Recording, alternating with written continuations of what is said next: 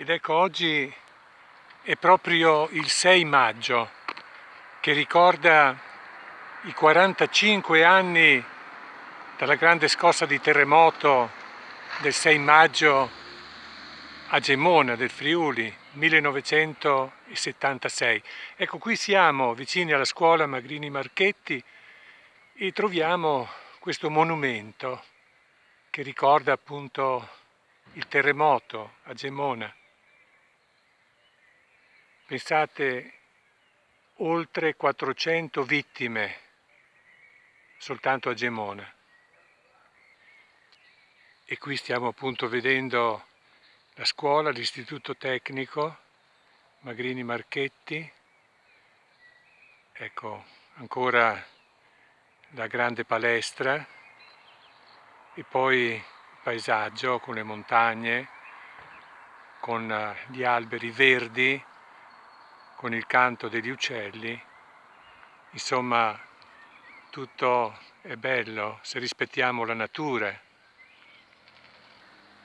Ed ecco il grande centro acquatico, l'Atlantis Aqua Center. Dicevo, tutto è bello, tutto è gioioso se siamo capaci di rispettare la natura, per gustare questa gioia di sentire il suono della natura, il canto degli uccelli, il cinguettio.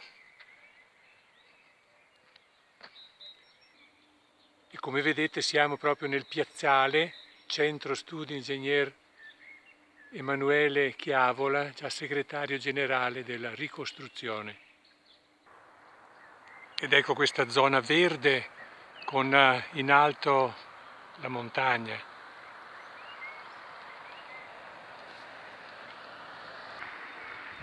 Ebbene, da qui, cari amici, vi saluto in questa giornata particolare per Gemona, che è il 6 maggio, l'anniversario della grande scossa di terremoto che ha ucciso oltre 400 persone.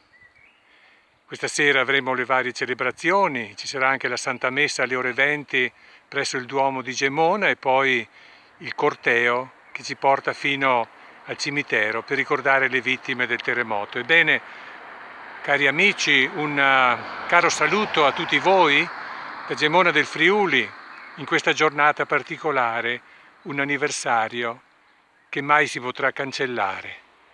6 maggio 2021.